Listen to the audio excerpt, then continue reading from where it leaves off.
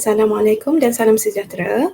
Selamat datang saya ucapkan ke program hari ini iaitu Healthy Smiles, The Challenge We Need to Face. Sukacita saya ingin maklumkan bahawa program ini ialah program rakaman. Saya ingin mengucapkan jutaan terima kasih kepada semua guru, ibu bapa serta adik-adik yang menyertai pada program pada hari ini iaitu daripada PDK Permata Hati, PDK Sina, PDK ANISD, PDK Sindrom Down, Pusat Pendidikan Awal Kanak-Kanak Taska Integrasi Jenis Presin 11, PPKI Sekolah Kebangsaan Putrajaya Presin 11-2, PPKI Sekolah Kebangsaan Putrajaya Presin 9-2 dan juga PPKI Sekolah Menengah Kebangsaan Putrajaya Presin 11-1. Program ini ialah anjuran Pejabat Kesihatan Pergigian Putrajaya. Sebelum itu, saya akan memperkenalkan diri saya. Nama saya Dr. Farah Nur Atirah. Sekarang berkhidmat di Klinik Pergigian Presin 9. Bagi objektif program ini, kami mempunyai 4 sesi perkongsian iaitu terbahagi pada 4 iaitu yang pertama sebagai makluman bagaimana untuk mendapatkan pemeriksaan dan rawatan pergigian ketika pandemik COVID-19 ni. Sebagaimana kita tahu pandemik COVID-19 pun sudah hampir setahun, lebih daripada setahun, dan sepanjang setahun yang lepas kami tahu kami mungkin terlepas pandang kepada anak-anak berkeperluan khas. Sesi kedua pula ada perkongsian tentang masalah pergigian, iaitu masalah pergigian yang selalu ada di kalangan anak-anak berkeperluan khas. Yang ketiga, penjagaan pergigian. Yang ini memang amat menarik. Tuan-tuan, puan-puan, adik-adik boleh ketahui ada apa yang akan memudahkan untuk menjaga kesihatan gigi. Kita akan kongsikan sebentar lagi. Dan yang terakhir ialah rawatan pergigian yang diadakan di klinik pergigian. Saya akan mulakan. Saya akan meneruskan bagi tajuk yang pertama iaitu tentang makluman kepada tuan-tuan dan puan-puan. Kita akan teruskan. Sesi perkongsian pertama pada hari ini. Anda rasa anda perlu pemeriksaan pergigian? Anda rasa anak anda perlu atau tidak pemeriksaan pergigian buat masa sekarang ni? Jom kita tengok dulu video yang saya akan kongsikan ya. Mari kita lihat. Ini ialah norma baru di klinik pergigian Presin 9. Pemandangan yang boleh kita lihat apabila kita datang ke klinik, terutamanya di klinik pergigian Presin 9 lah.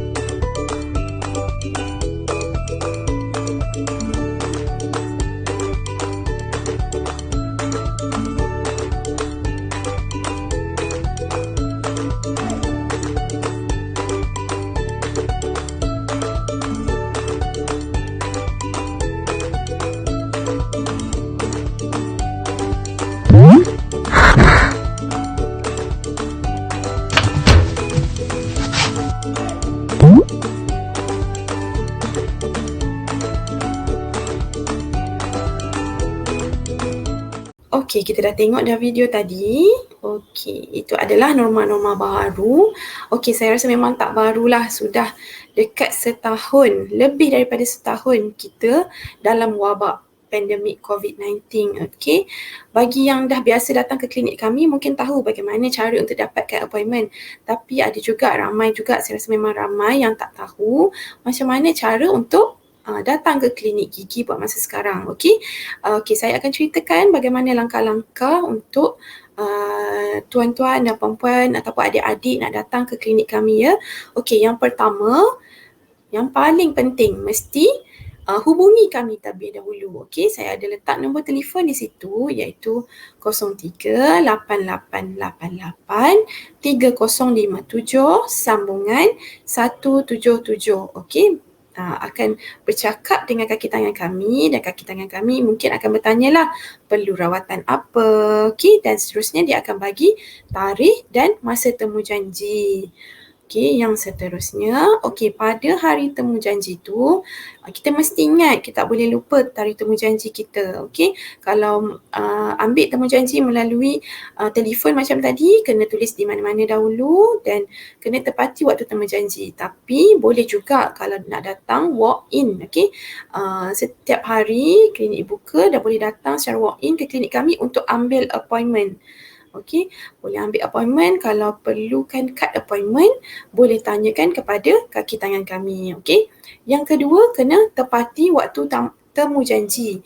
Okey, bila dah datang ke klinik, okey, kena melalui di kaunter saringan. Kita ada kaunter saringan di bahagian luar klinik. Okey, dekat situ nanti mungkin akan ada jururawat yang akan minta tuan, puan semua untuk scan kita punya QR code MySejahtera. Okey, ini bukan benda barulah, kita nak pergi mana-mana sekarang pun memang kita kena scan QR code ni kan. Okey. Okey, nanti dekat dalam tu pun ada juga satu lagi kaunter saringan untuk klinik pergigian. Okey, dekat situ nanti mungkin tuan-tuan akan diminta untuk menunjukkan status risiko. Okey, mestilah berisiko rendah. Kalau masa tu close contact ataupun sedang menunggu swab, kita tak bagi masuk lah. Okey, dan juga kalau dah datang hari temu janji tu, kena tengok juga mesti badan mesti sihat, tak boleh ada apa-apa gejala, iaitu gejala batuk, selsema. Okey, kalau boleh, kalau ada gejala, kena minta tukar tarikh temu janji. Okey, yang ketiga, okey, memang dah berkuat kuasa sejak 1 Ogos lalu kita memang diminta untuk memakai pelitup muka ataupun face mask. Ini bukan dekat klinik sajalah. Bila kita bergerak keluar saja memang kita automatik sekarang dah memang kena pakai mask. Okey, saya rasa ni bukan norma barulah, tapi memang saya nak ingatkan supaya pakai mask dengan betul. Okay, sekarang pun dah ada galakan daripada kita punya Ketua Pengarah Kesihatan suruh pakai double masking kan. Elok jugalah kalau tuan-tuan boleh ikut saranan dia. Okey, yang keempat, okey, bila di klinik kami, inilah suasana dia. Memang akan ada penjarakan fizikal. Jadi sebab itulah kita bagi temu janji. Okey, kita tak nak dalam satu masa ada terlampau ramai orang dalam klinik kami. Memang klinik kami pun memang kecil lah saiz dia. Okey, jadi kita akan muatkan untuk mungkin yang cukup sahaja untuk setiap masa. Okey, tuan-tuan kenalah ikut arahan penjarakan fizikal ni. Okey, boleh duduk kat tempat yang kosong tu boleh duduk. Yang ada di blok tu tak boleh duduk lah. Okey. Yang kelima, okey, bagi anak-anak berkeperluan khas ni penting untuk bawa kad OKU. Okey, kalau ada kad OKU lebih mudah bagi kami lah.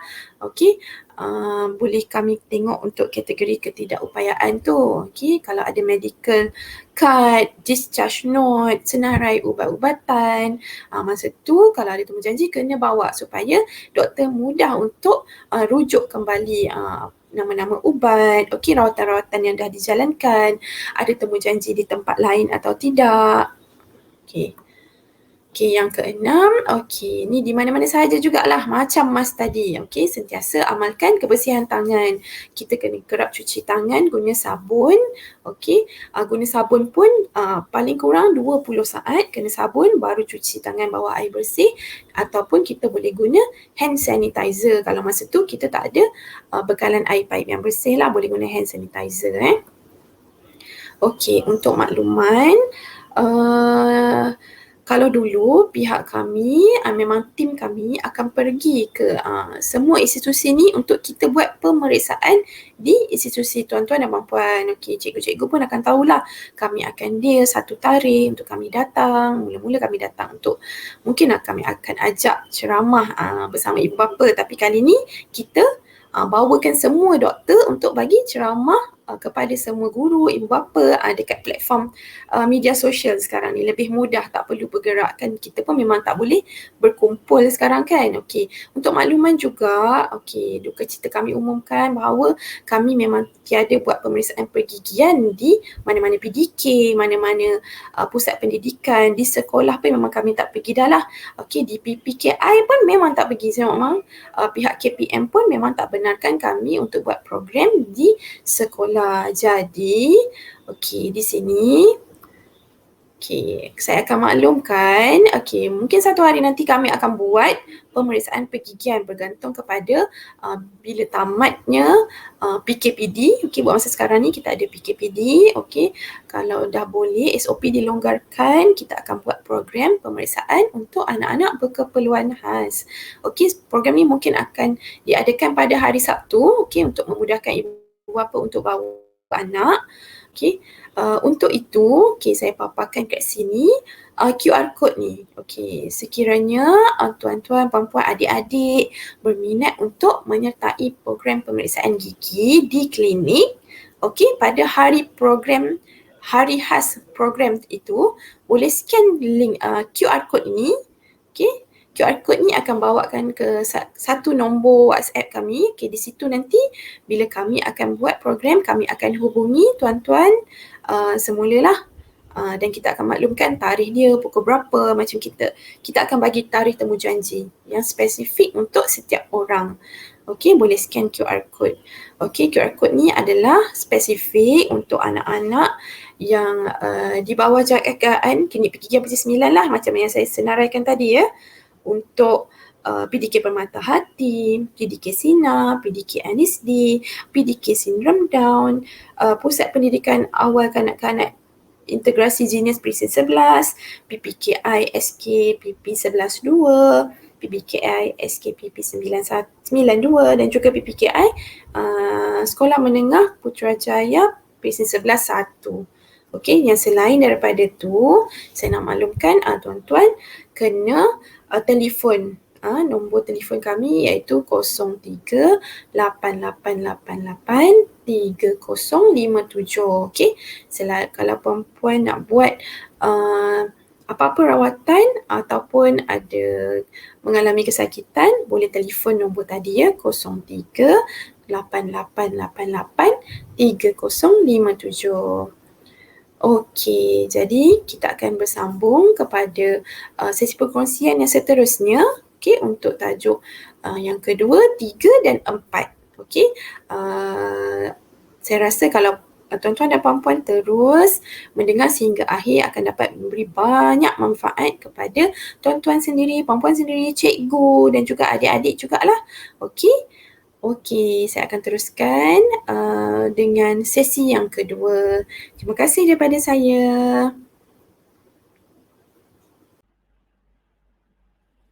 Hai semua, saya Dr. Kavita dari Klinik Pergigian Putrajaya Presiden 9. Hari ini saya nak present sedikit tentang masalah pergigian di kalangan kanak-kanak khas. So sometimes parents atau guru-guru bila jumpa something yang tidak normal dalam mulut kanak-kanak ataupun mulut kita sendiri, kita tak pasti apa yang kita lihat tu. So kalau nak bezakan antara yang normal dengan yang tidak normal, kita kena tahu apa yang normal dulu. So mari kita belajar sedikit tentang gigi dan mulut. So, ini adalah struktur gigi terdiri daripada 3 lapisan. Yang pertama kat luar adalah enamel, dentin, lepas tu pulpa di mana saraf semua terkandung. Lepas tu ini adalah tulang. Tulang tu di cover oleh gusi. Ini adalah ruang mulut. First tu bibir. Lepas tu kita ada gigi, ada lantai mulut. Ini adalah lidah, anak tekak dan lelangit. Kenali mulut dan gigi yang sihat. So, checklist untuk gusi yang sihat. Nampak tak? Gusi ni berwarna merah jambu. Gusi melekap kuat, menipis ke arah gigi. Tengok macam ni. Menipis ke arah gigi. Gusi mengisi ruang di antara gigi. Antara gigi ni tak nampaklah ruang yang hitam-hitam tu. Tidak berdarah jika disentuh.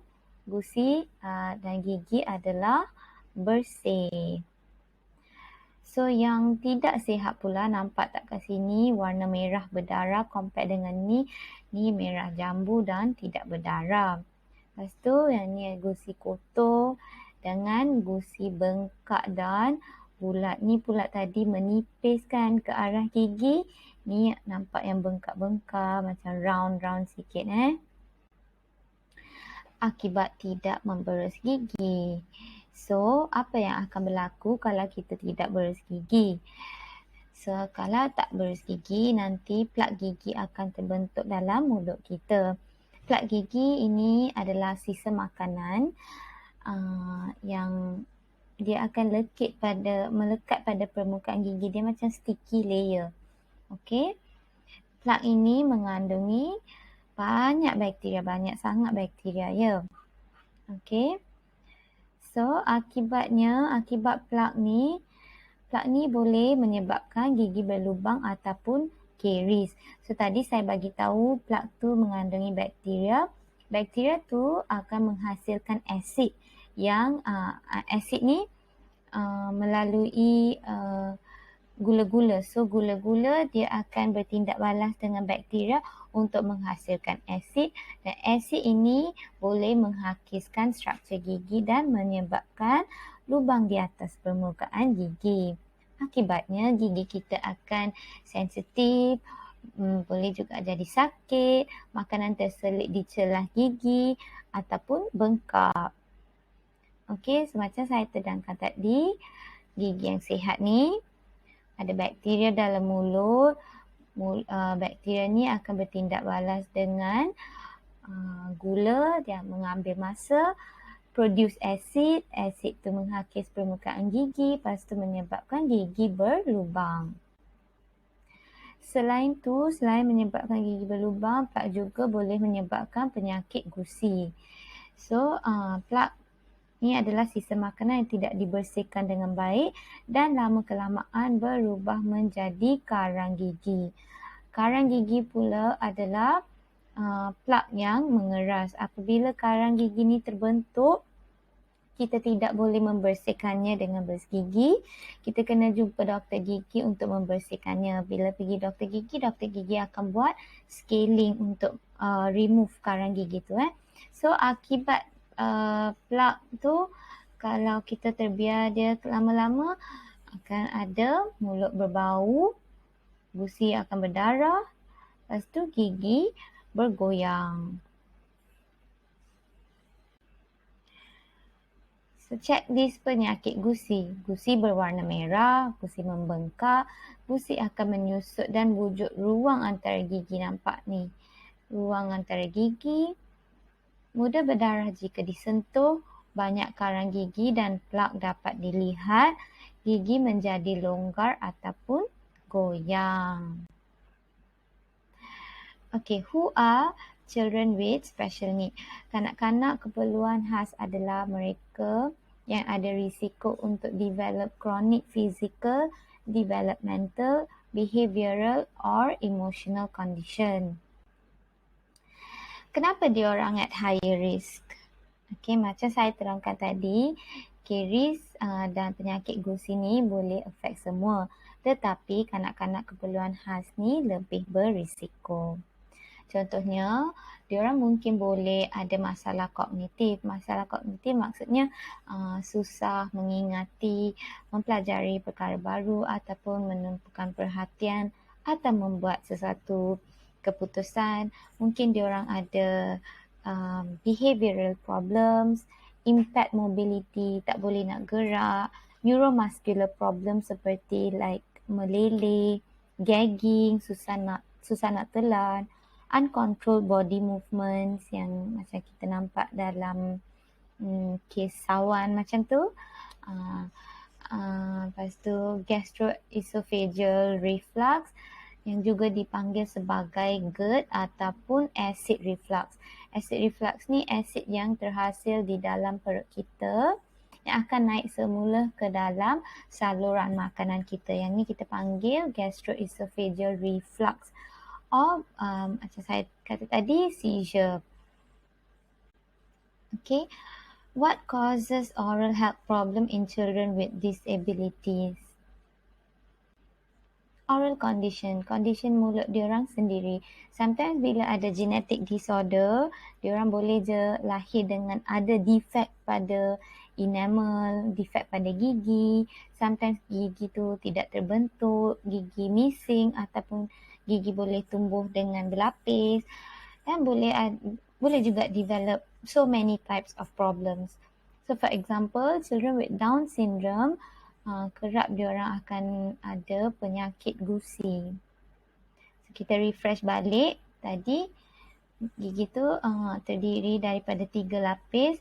Yang pertama enamel, kedua dentin, yang ketiga adalah pulpa ataupun pulp dalam bahasa Inggeris. So ini adalah contoh oral condition yang genetik tu. Number one, amelogenesis imperfecta, di mana ada gangguan pembentukan enamel tu. Enamel hypoplasia adalah di mana enamel tu tidak terbentuk dengan komplit. So gigi tu akan nipis. Sometimes diorang boleh juga ada physical limitations, di mana diorang tak boleh kunyah, tak boleh gerak lidah. Bila terjadi macam ni, kebolehan untuk mulut kita self-cleansing, bersihkan sendiri, kebolehan tu akan kurang. So akibatnya sisa makanan akan terlekat pada gigi, gusi, pipi dan sebagainya. Sometimes diorang susah nak brushing, nak gosok gigi ataupun flossing. So kanak-kanak dengan poor motor coordination tak boleh nak pegang berus gigi dan berus dengan efektif. Ini contoh poor motor coordination in muscular dystrophy or cerebral palsy, where they cannot hold their toothbrush and help themselves to brush their teeth. Okey, kanak-kanak yang harapan bantuan untuk minum ataupun dia sendiri kurang produce air liur, juga boleh ada dry mouth, mulut kering, yang menyebabkan sisa makanan terbiar dalam mulut untuk jangka masa yang panjang. Restricted diet pula, ini adalah untuk kanak-kanak yang susah nak kunyah ataupun telan. Biasanya diorang makan liquid diet kan. So liquid diet ni dia kan melekit. So dia akan melekat pada struktur dalam mulut kita, which can cause a lot of problems later. Ni contoh condition yang boleh menyebabkan restricted diet. For example, hypodontia ni kurang bilangan gigi. So bila dia tak cukup gigi dalam mulut, of course lah tak boleh nak kunyah kan. Ni pula micrognathia. Ni adalah rahang bawah dia terlalu kecil. Akibatnya, dia tidak dapat merapatkan gigi atas dan bawah. So, susah nak makan, susah nak kunyah. So, which oral health problems are common? Apakah masalah pergigian yang kerap berlaku di kalangan kanak-kanak keperluan khas ni?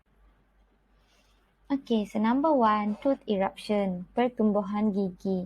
Pertumbuhan gigi ni dipengaruh oleh beberapa faktor seperti genetik faktor, pembesaran rahang, ubat-ubat dan lain-lain. So tooth eruption boleh sometimes terlalu awal, sometimes terlalu lambat ataupun sometimes gigi tu tak tumbuh langsung. Okay, sepatutnya gigi first dalam baby tu dia kena tumbuh bila baby tu usia 6 bulan. So in kanak-kanak keperluan khas, sometimes boleh ambil masa yang lama, sometimes umur 2 tahun baru gigi first diorang tumbuh. Kedua, dental caries gigi. Ni common dengan semua. Memang siapa-siapa pun boleh dapat caries gigi, tapi kita kena take note. Sometimes bottle feeding yang lama, maybe sometimes kerap makan ubat yang mengandungi sirap gula, yang sugar syrup medication, boleh juga menyebabkan caries di kalangan kanak-kanak keperluan khas. So ni adalah contoh caries yang bermula dekat dengan gusi. Kan kita tak angkat bibir, kita tak nampak. Dia start mengadu sakit, baru kita akan notice ada caries gigi. Periodontal disease adalah masalah gusi. So, selain daripada kebersihan mulut yang kurang memuaskan, certain types of ubat juga boleh menyebabkan masalah gusi. Ini adalah contoh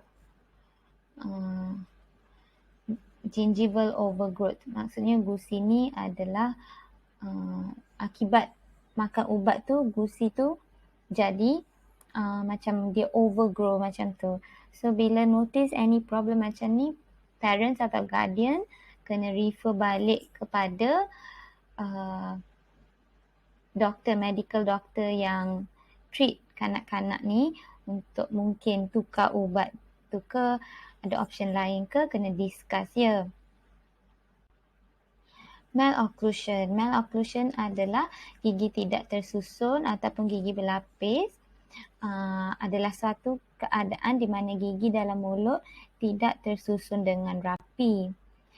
Ni boleh menyebabkan trouble bagi diorang bila nak kunyah, nak telan, bercakap. Lagipun kanak-kanak dengan masalah malocclusion ni, diorang higher risk at mendapat trauma, kecederaan mulut. Ni adalah contoh-contoh malocclusion. Nampak ni spacing, ada jarak antara gigi, underbite di mana rahang bawah tu gigit di depan. Sepatutnya rahang bawah tu ke belakang. Ni ke depan pula. Lepas tu deep bite, gigi atas tu cover yang gigi bawah tu completely. Tak nampak langsung gigi bawah dia. Ni gigi terlalu ke depan. Ni open bite, gigitan terbuka. Dia tak bertemu dengan gigi bawah. Lepas tu ada crowding macam saya explain tadi. Cross bite of front teeth. Satu gigi bawah tu gigit ke depan. Macam tu. Satu gigi je. Lain tu nampak okey. Gigi ni pun cross bite ke depan. And then cross bite of back teeth. Nampak tak rahang ni kat bawah ni, gigi bawah ni, dia gigit ke belah pipi. Sepatutnya gigi bawah tu kena ke dalam. Gigi atas yang kena gigit ke belah pipi, keluar lagi. Damaging oral habits. Contoh damaging oral habits adalah grinding, di mana geser gigi ataupun clench, gigit terlalu kuat. Food pouching. Food pouching ni, diorang simpan makanan di tepi pipi, di bawah lidah, macam tu. Mouth breathing pula adalah di mana diorang nafas guna mulut. Tongue thrusting, guna lidah untuk tolak gigi depan. Picking at the gums or biting the lips. Ni contoh gambar ni. Nampak tak? Ni akibat grinding dengan clenching. Dah haus dah gigi. Gigi gusi kat sini pun tak nampak sihat. Bengkak-bengkak macam tu. Ni akibat tongue thrusting. Tolak guna lidah. Sebabnya ada open bite. Gigitan terbuka. Ini mouth breathing. Parents, guardians kena take note. Kalau budak-budak bila diorang tidur ke, nampak macam diorang nafas guna mulut, parents kena take note. Ini adalah food pouching. Tooth anomalies. Ada banyak jenis anomalies. Dari segi perbezaan nombor, saiz dan bentuk gigi. Okey, dari segi nombor pula, ni adalah hyperdontia di mana ada ekstra gigi, nampak tak? Ekstra gigi. Hypodontia, kurang gigi. Oligodontia pun sama, kurang gigi, tapi more than 6 missing teeth kita kategorikan sebagai oligodontia. Anodontia tu tak ada gigi langsung. Lepas tu dari segi perbezaan saiz pula, ada microdontia dan macrodontia. Micro ni nampak gigi semua kecil, small sahaja. Macro ni besar. Ada satu gigi je tiba-tiba dia besar kat situ kan. Okay. Dari segi bentuk, ada banyak. Saya ada bagi 3 example kat sini. 2 example kat sini. Satu adalah fusion. Di mana gigi tu fuse. Nampak ada 2 akar kat sini. Tapi kat bahagian kepala dia, kat crown dia fuse. Germination pula adalah gigi bercabang. Nampak ada macam satu akar, tapi kat sini dia dibahagi 2. Lagi boleh ada masalah drooling ni meleleh. Sometimes boleh sebab memang ada extra air liur dalam mulut, tapi sometimes jadi juga sebab diorang tak boleh nak contain air liur tu dalam mulut. Akibatnya boleh ada rash around mulut, boleh ada infection and so many other problems. Dry mouth, tadi excess air liur. Ini pula sebab kurang air liur ataupun kita panggil dry mouth. Biasa dalam kes-kes mouth breathing ataupun certain types of ubat juga yang boleh menyebabkan mulut kering. Trauma dan injury last sekali.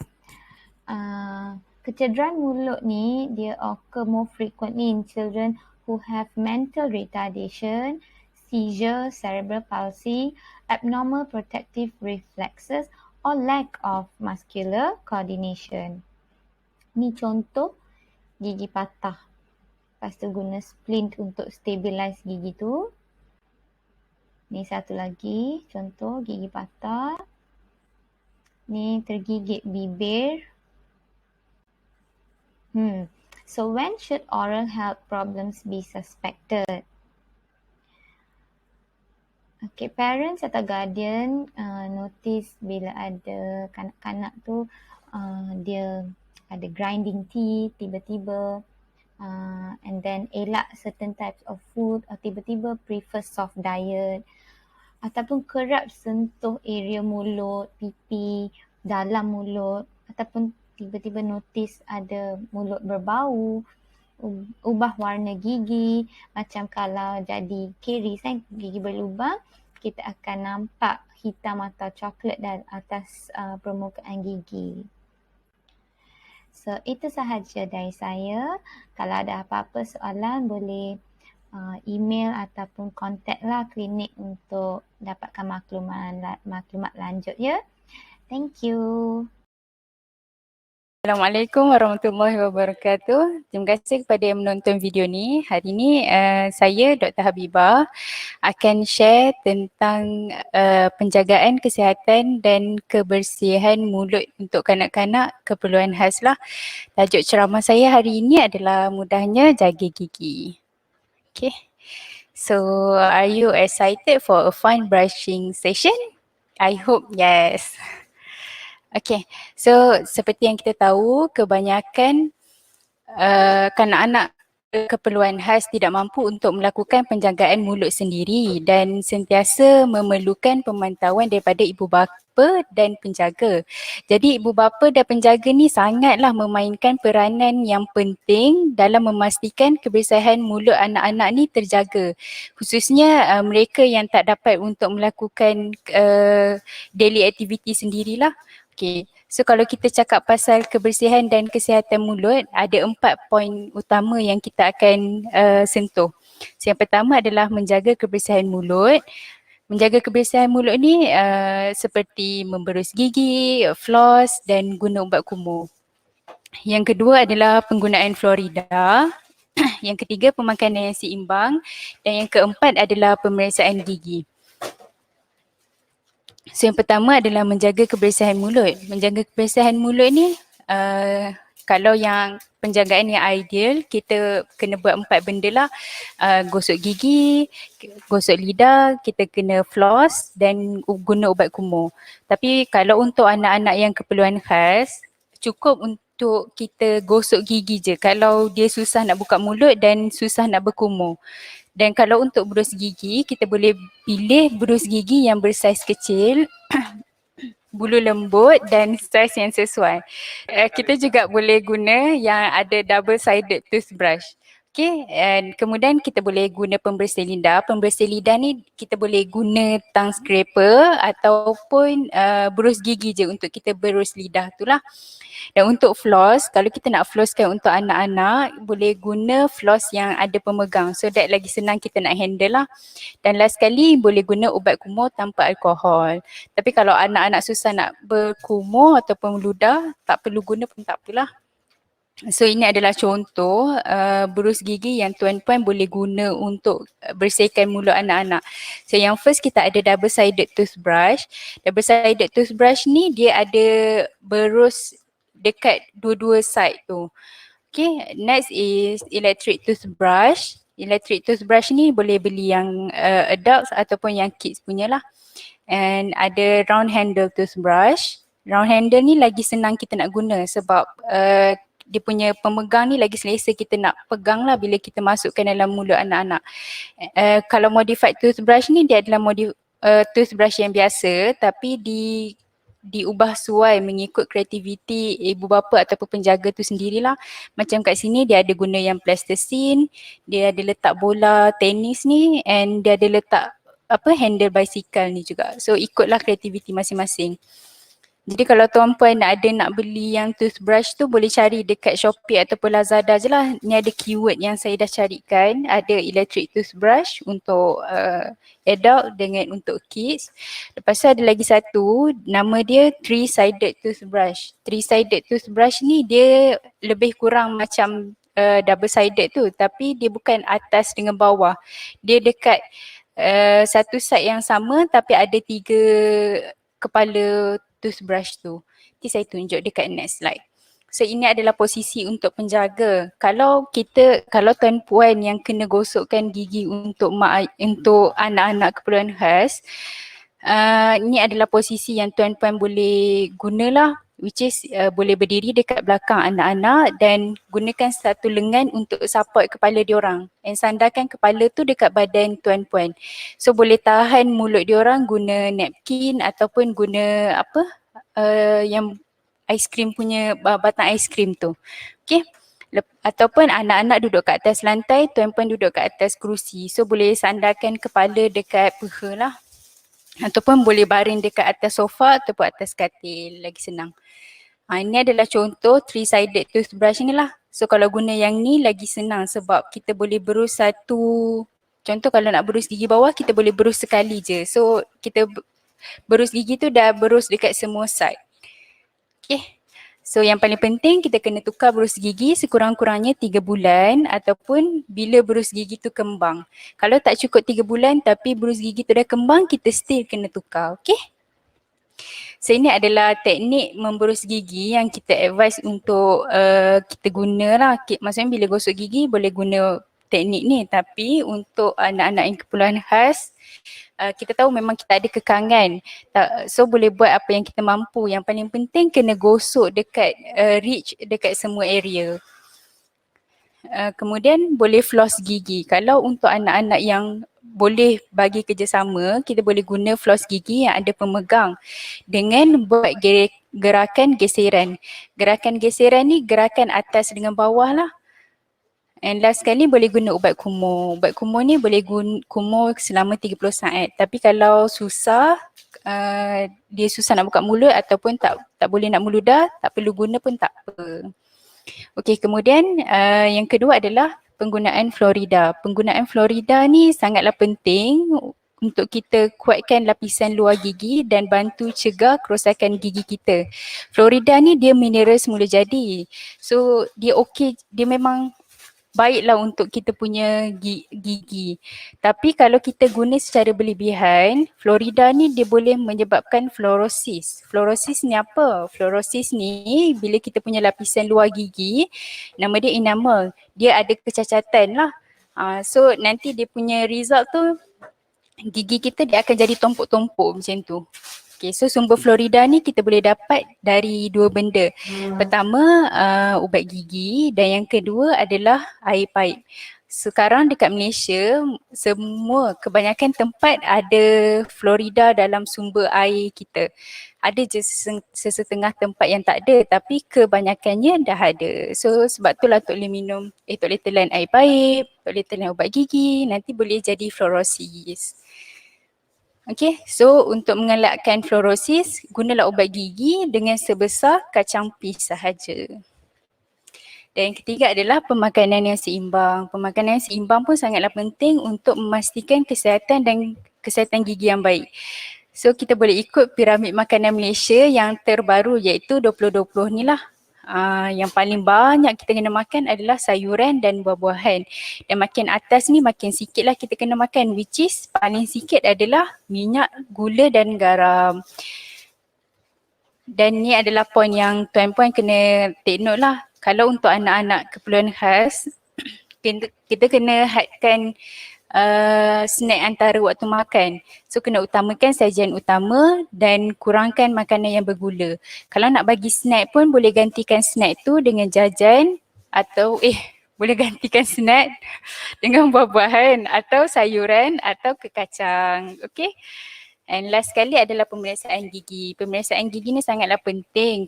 Kita kena buat sekurang-kurangnya sekali setahun untuk kita kena pasti masalah pergigian. So kalau kita dah kena pasti masalah pergigian awal, so kita boleh buat rawatan pergigian awal. Jadi kita sekarang ada Minggu Kesihatan Promosi. Ingat hari jadi, ingat doktor gigi. Sebab kita punya hari jadi sekali setahun, so why not kita datang untuk jumpa doktor gigi masa kita punya hari jadi. So sekali setahun, okay? Jadi dengan norma baharu klinik gigi sekarang, tuan-puan tak boleh datang klinik secara walk-in. Semua kena buat appointment. Boleh call nombor yang dekat skrin ni untuk ambil appointment dululah. Okay? So untuk anak-anak yang PDK dengan PKKI, kita ada link WhatsApp untuk kita bagi appointment secara khusus. So kalau tuan-puan berminat untuk buat temu janji pemeriksaan pergigian untuk anak-anak, boleh scan QR code kita ni lah. And last sekali, kita ada Facebook dengan IG yang official. Tuan-puan boleh follow dan like untuk tahu maklumat yang terbaru, latest information lah daripada kita. So FB kita adalah Pergigian Putrajaya dan IG kita adalah Pergigian Putrajaya Official. Okay, dan last sekali jangan lupa like, share dan subscribe channel kita. Terima kasih.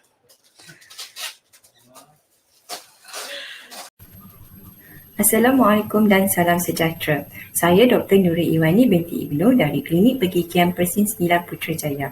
Hari ini saya akan memberi ceramah mengenai jom buat rawatan pergigian.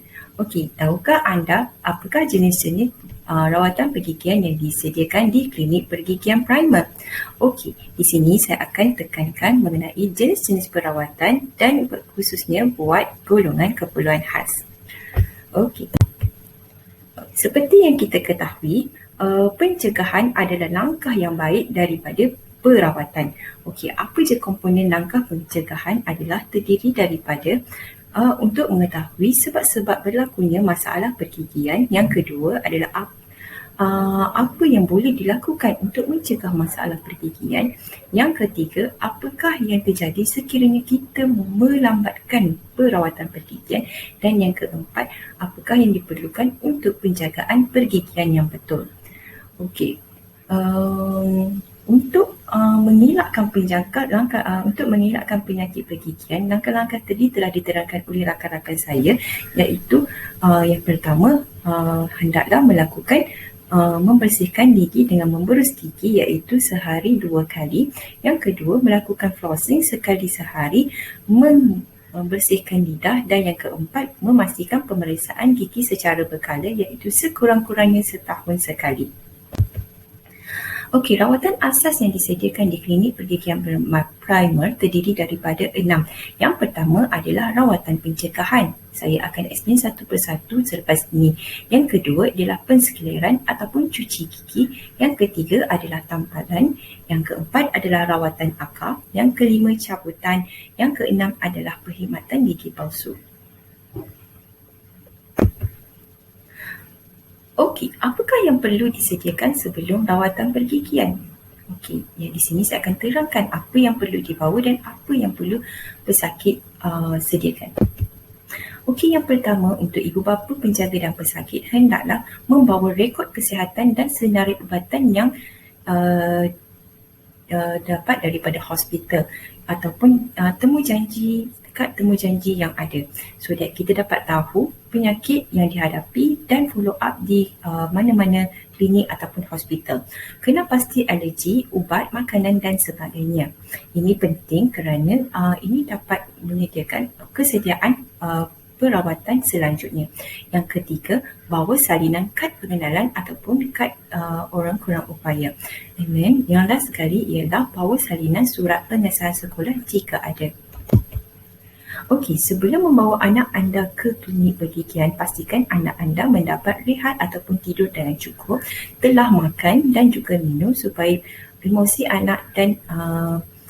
anak dapat dipelihara sepanjang perawatan berjalan. Yang ketiga, memastikan anak anda telah membersihkan gigi sebelum datang ke klinik. Okey, so pastikan 3 aspek ini dilakukan sebelum membawa anak anda datang ke klinik pergigian.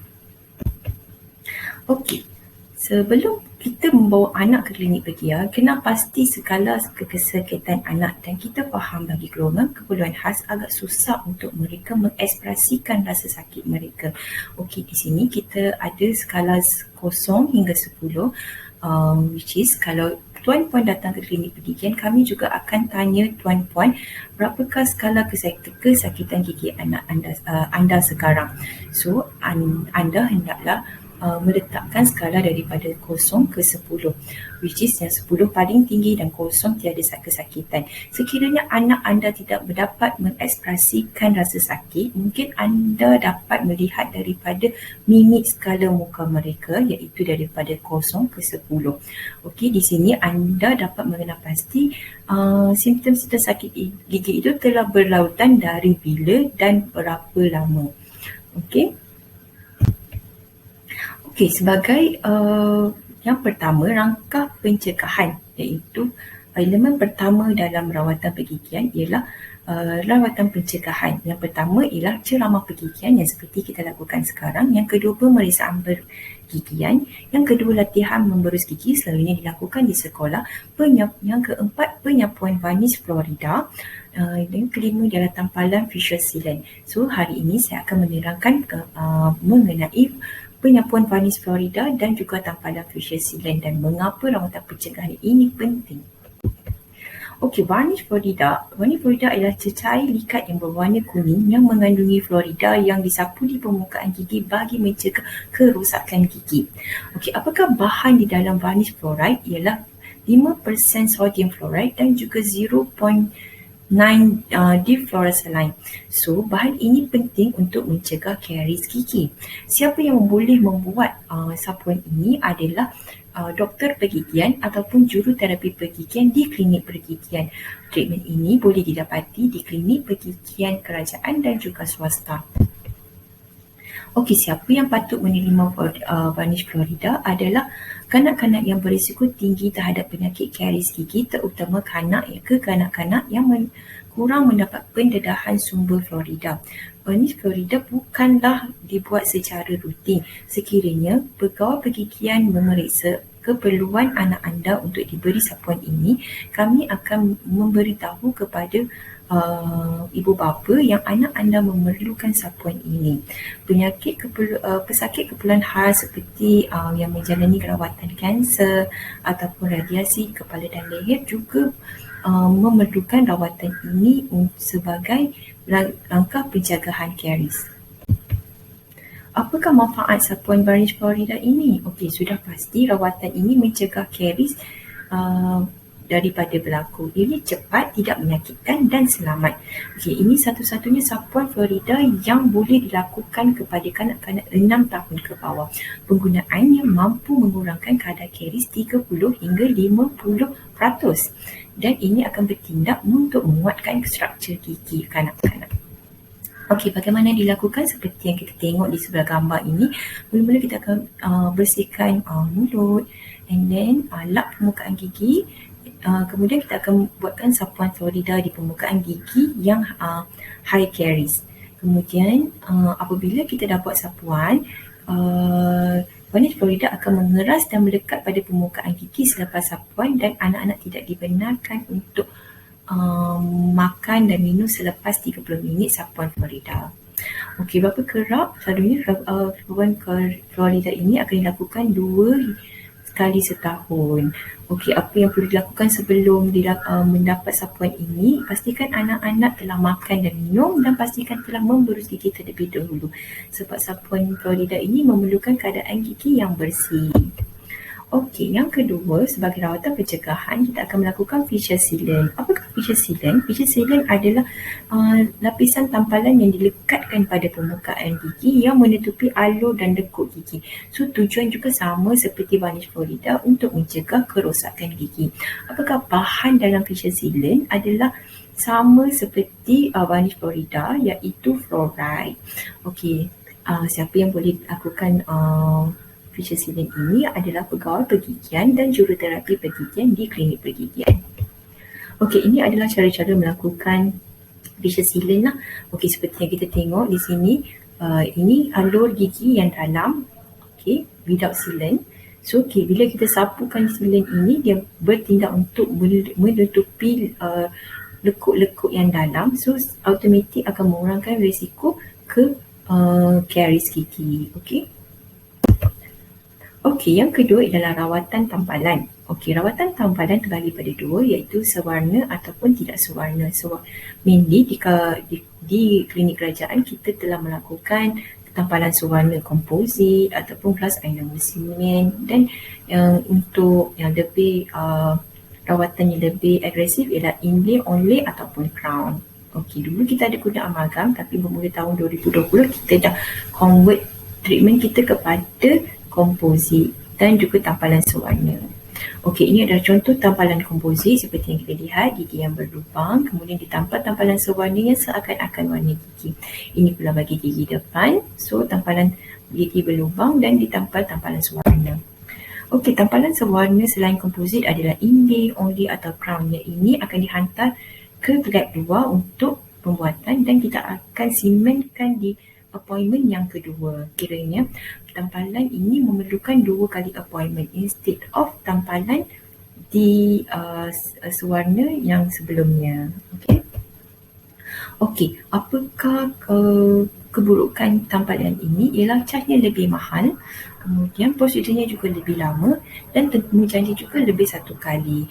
Okey, kenapa kita memerlukan tampalan seperti ini adalah bergantung kepada saiz gigi berlubang tersebut. Semakin besar lubang itu, jadi semakin kurang struktur gigi. Jadi keperluan untuk menghasilkan crown ataupun onlay pada gigi itu supaya dia lebih melindungi gigi tersebut. Okey. Okey, yang ketiga adalah penskeleran ataupun yang kita panggil scaling dalam bahasa Inggeris, ataupun commonly pesakit akan datang untuk meminta doktor cuci gigi. Okey, cuci gigi ini sebenarnya adalah rawatan penyakit gusi yang paling umum dan konservatif. So, penskeleran adalah membuang karang gigi ataupun kita panggil calculus dan plak yang melekat pada permukaan gigi. Calculus juga kita kenali sebagai karang gigi ataupun tatar. Okey, dia bermula daripada plak. Plak adalah lapisan lembut yang melekit pada permukaan gigi. Sekiranya kita tak bersihkan permukaan gigi dengan baik, iaitu secara memberus, lama-kelamaan plak ini akan mengeras dan membentuk karang gigi. So, karang gigi ini tidak dapat dibersihkan dengan memberus sahaja, tetapi hendaklah dilakukan dengan aktiviti penskeleran di klinik gigi. Okey, rawatan penyakit gusi iaitu rawatan penyakit gusi hendaklah dilakukan dengan penskeleran. So, kita dapat tengoklah ini adalah skala yang kita pakai. Okey, ini adalah sebelum rawatan dan selepas rawatan. Kita dapat lihat karang gigi yang berwarna kuning telah dikeluarkan dan dibersihkan dengan menggunakan kaedah penskeleran. Seperti yang kita tahu, karang gigi ini ialah keras, berwarna kuning dan menyebabkan iritasi pada gusi. Setelah kita melakukan penskeleran, keadaan gigi lebih bersih tetapi gusi masih dalam keadaan masih bengkak dan mudah berdarah. Okey, mitos penskeleran gigi yang sering kita dengar. Yang pertama, Persekitaran menyebabkan gigi jarang ke? Okey, seperti yang kita tengok gambar sebelum tadi. Okey, so sebelum ni dipenuhi karang gigi dan selepas kita remove karang gigi tu, dia nampak lebih ada gap di antara dua gigi. Ini kerana gusi itu dah start mula menurun. Okey, mitos yang kedua, pensekitaran akan menghakis gigi. Okey, ini tidak ya, sebab yang cara kita guna untuk pensekitaran adalah secara vibration ataupun secara getaran. Okey, struktur gigi yang sihat tidak akan terhakis sama sekali. Sebaliknya, pensekitaran itu hanya digunakan pada karang gigi ataupun kotoran yang akan tertanggal. Yang mitos yang ketiga adalah, adakah pensekitaran akan menyebabkan gigi bergoyang? Okey, berbalik kepada alasan yang mitos kedua tadi, pensekitaran tidak menyebabkan gigi bergoyang. Gigi goyang disebabkan oleh penyakit periodontitis ataupun penyakit gusi kronik. Okey, bukan disebabkan pensekitaran. Mitos yang keempat, adakah pensekitaran boleh memutihkan gigi? Oh tidak, seperti yang kita katakan tadi, pensekitaran hanyalah untuk mengurangkan atau mengeluarkan karang gigi, bukan untuk memutihkan gigi. Okey. Rawatan yang keempat adalah rawatan akar, juga dikenali sebagai root canal treatment ataupun kita panggil rawatan saluran akar. Okey, rawatan saluran akar selalunya dilakukan ataupun kita panggil rawatan endodontik, merupakan rawatan alternatif gigi yang telah rosak, mana telah dijangkiti ataupun dijangkiti kuman sehingga ke saluran akar. Kiranya rawatan alternatif selain daripada cabutan. Selepas melakukan pemeriksaan dengan doktor gigi, kita akan melihat kadar kerosakan gigi tersebut sama ada boleh diselamatkan atau tidak. Sekiranya tidak dapat diselamatkan, doktor akan mengesyorkan untuk cabutan. Sekiranya struktur masih banyak dan possible untuk membuat tampalan, doktor akan syorkan untuk membuat rawatan akar. Okey, ciri-ciri gigi yang memerlukan rawatan akar adalah rawatan gigi yang telah mati, and then mempunyai tampalan yang besar, and then possible untuk tampalan semula selepas rawatan akar. Okey, kenapa rawatan akar perlu dilakukan? Okey, seperti yang kita katakan tadi, ia adalah alternatif selain daripada mencabut gigi. Ia adalah satu langkah untuk mengekalkan gigi di dalam struktur mulut. Okey, apakah akibat sekiranya rawatan akar tidak dilakukan? Sekiranya tidak dilakukan, kita akan cabut gigi tersebut dan mungkin akan pesakit akan mengalami masalah untuk mengunyah ataupun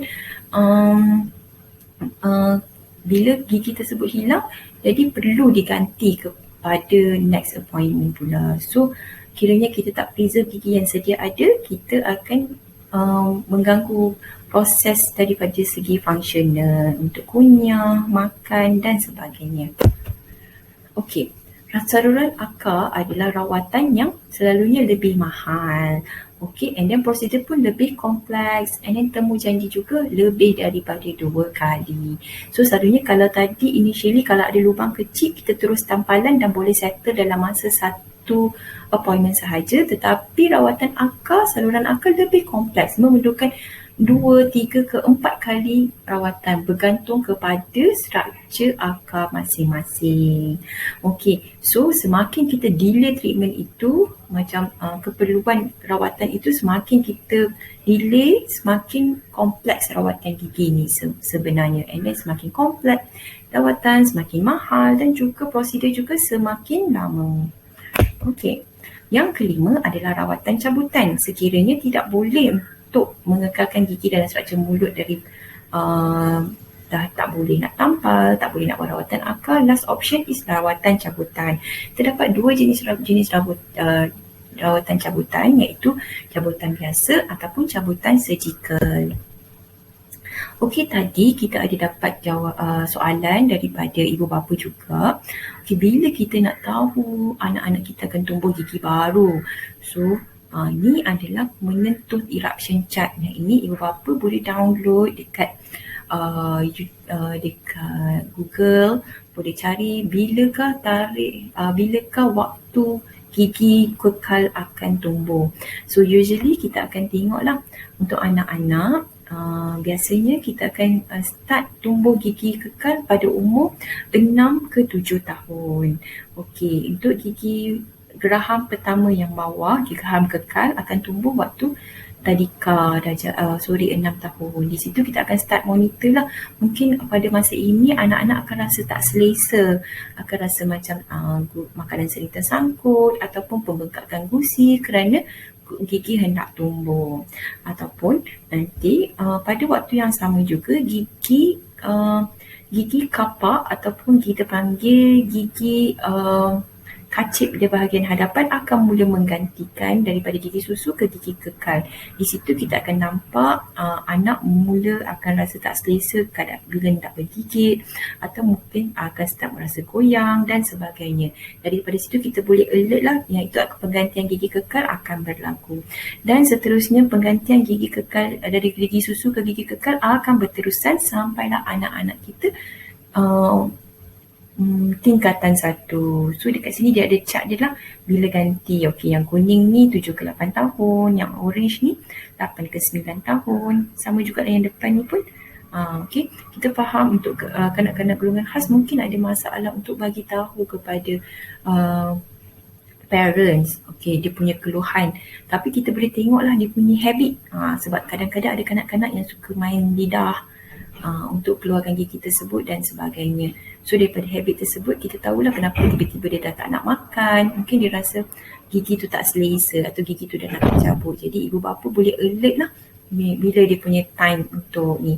So disebabkan itulah kita cakap perawatan pemeriksaan berkala tu kena dilakukan daripada setahun supaya kita dapat tahu dia punya perkembangan pertumbuhan gigi kekal. Okey, sebab gigi cabutan gigi dilakukan, okey, bagi dewasa ataupun gigi kekal, berlaku kerosakan atau karies yang teruk sampai ke akar, which is kita tak dapat selamatkan dan kita tak dapat lakukan tampalan. Yang kedua, penyakit gusi lanjut ataupun periodontitis yang berkaitan dengan kelonggaran gigi, iaitu daripada dia start ada infection pada gusi, dah start infection dia berlarutan sampai ke tulang dan menyebabkan struktur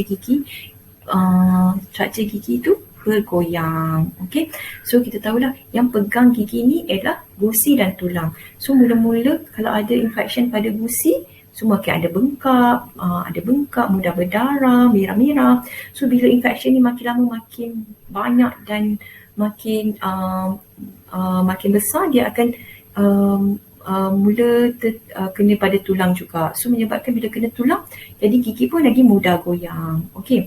Yang ketiga ataupun menyebabkan ada patologi. Mungkin ada ketumbuhan pada gusi, tulang dan sebagainya.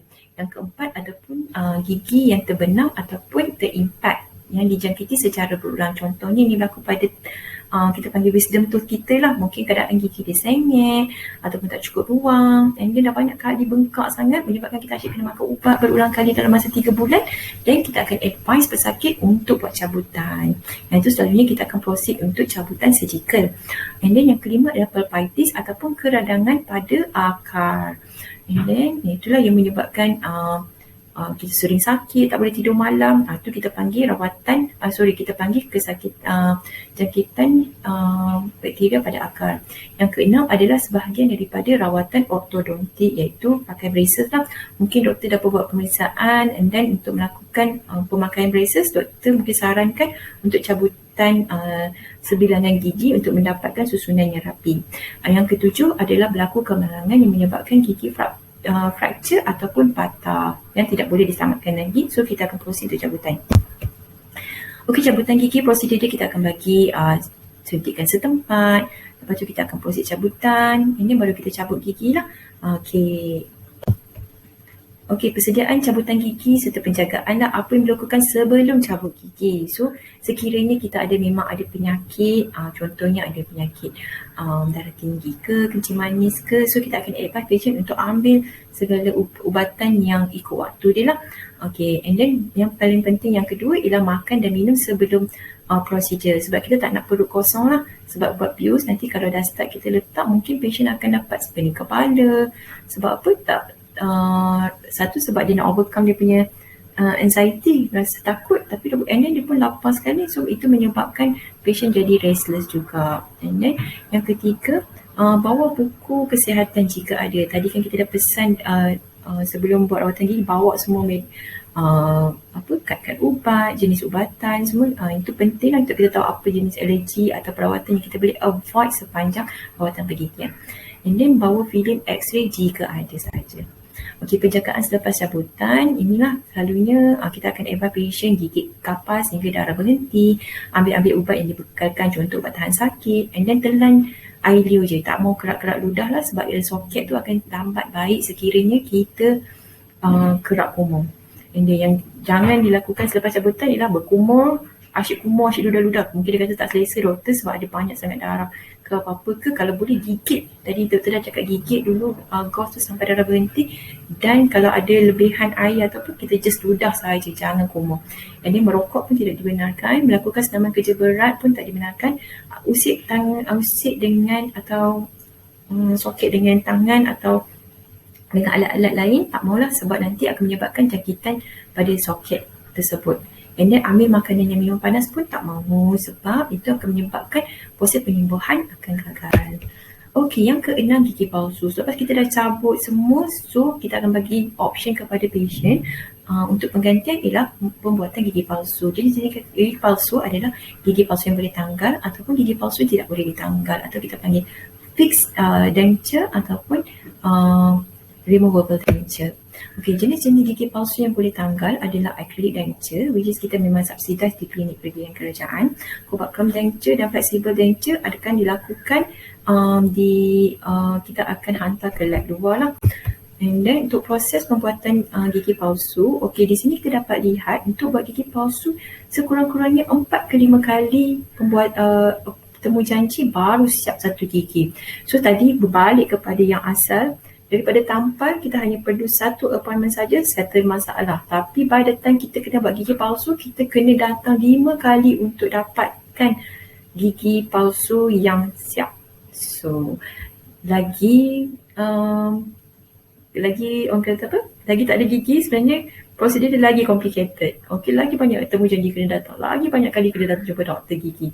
Okey, so macam ni lah, mula-mula kita ambil acuan, daripada ada acuan doktor akan hantar ke lab buat rim, lepas tu doktor sudah datang lagi suruh ukur, lepas dah ukur doktor akan susun balik gigi, kemudian datang lagi sekali untuk cuba tengok okey tak, sesuai tak warna gigi, susunan gigitan boleh ke tak, and then datang lagi sekali sebab doktor nak masak dulu gigi yang dah test tadi baru boleh bagi kepada pesakit. So total up ni dalam 4 ke 5 appointment jugalah.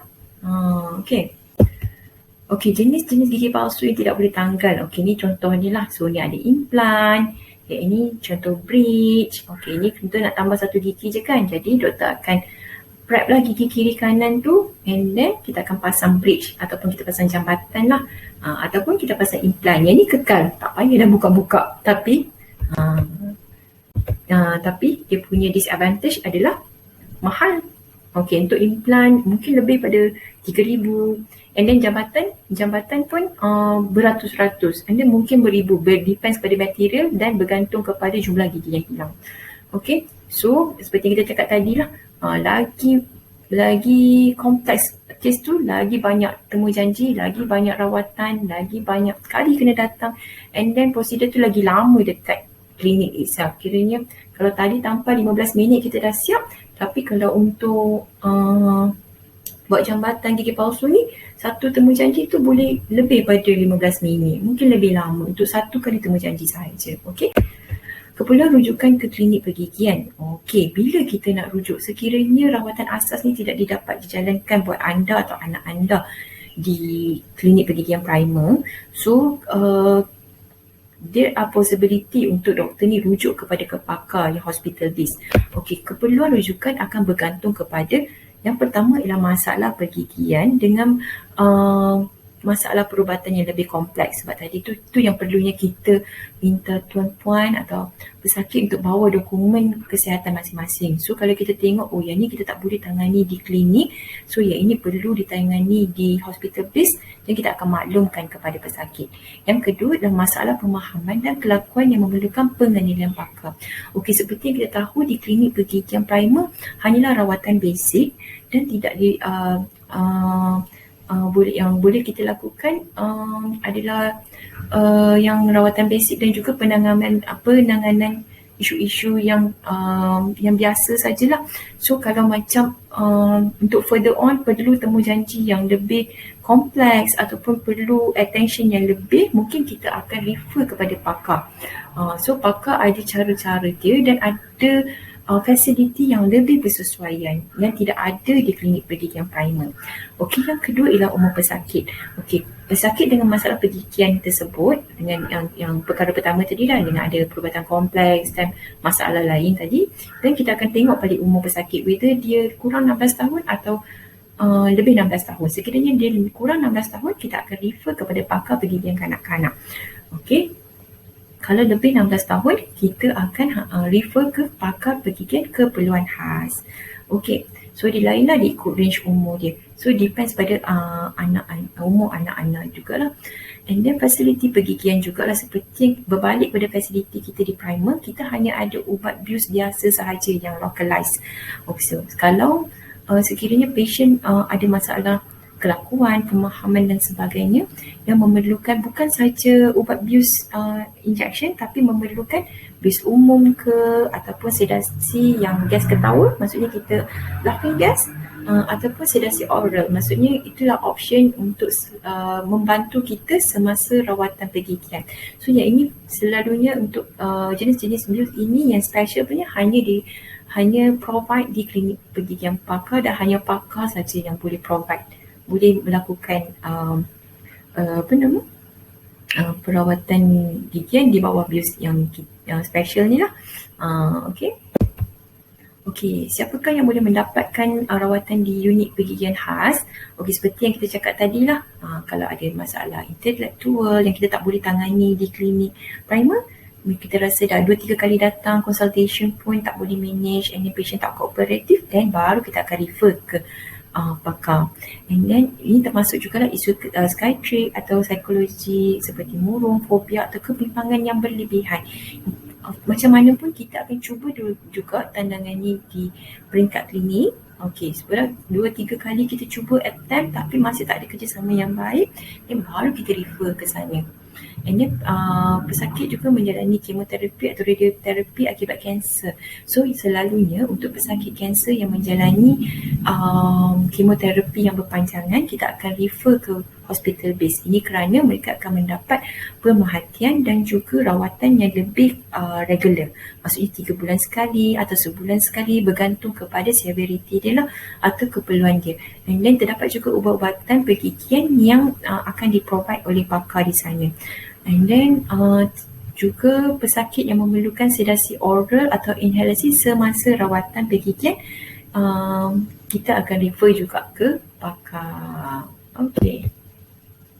So sebelum melakukan ini rawatan pendidikan, so pastikan anda selamat dengan mengenali doktor gigi anda. So macam mana nak kenal pasti gigi doktor gigi yang bertauliah?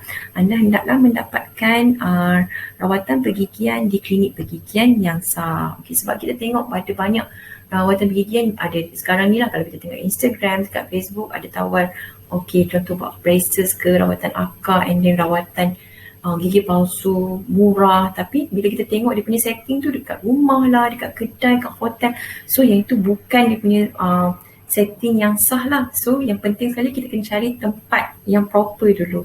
So seperti yang kita tahu, kalau rawatan gigi ni mesti kena dekat klinik gigi yang well established, sama ada swasta atau kerajaan. So macam mana kita nak check pula bila kita dah sampai dekat klinik tu, macam kita nak tengok pula doktor gigi tu doktor gigi yang betul atau tak, kita akan tengok dia punya sijil amalan tahunan lah. Selalunya kita akan renew setiap tahun. Bila kita tengok dipaparkan dekat situ updated, maksudnya tahun 2021, maksudnya doktor gigi itu diberi pentauliahan untuk melakukan rawatan sepanjang tahun tersebut. Okay, and then pada masa yang sama juga kita boleh cek secara online lah di website di PIMS, iaitu Dental Practitioner website lah. So kita boleh tengok. And then selalunya rawatan gigi haram ni kita tak anjurkan lah untuk patient pergi, sebab dia akan menyebabkan side effect yang teruk, which is boleh menyebabkan jangkitan kuman seperti AIDS dan sebagainya. And then sebab rawatan di klinik gigi yang tak bertauliah ni selalunya akan ada menyebabkan side effect yang tidak baik pada patient. Contohnya pada elok gigi tu tak longgar jadi longgar, and then menyebabkan masalah itu lebih berganda.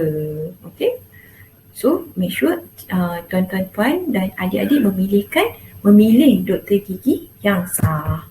Okay, so pada tahun ini kita ada kempen iaitu ingat hari jadi, ingat doktor gigi, and then lakukanlah pemeriksaan at least sekurang-kurangnya setahun sekali.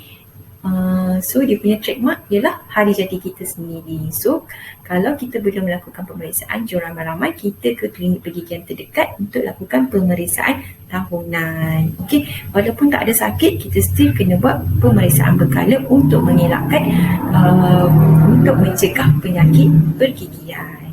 Okey, terima kasih semua untuk sebarang soalan dan isu semasa tentang pergigian. Cik dan puan bolehlah follow kami di FB Pergigian Putrajaya ataupun Pergigian Putrajaya Official untuk info terkini. Sekian, terima kasih. Assalamualaikum.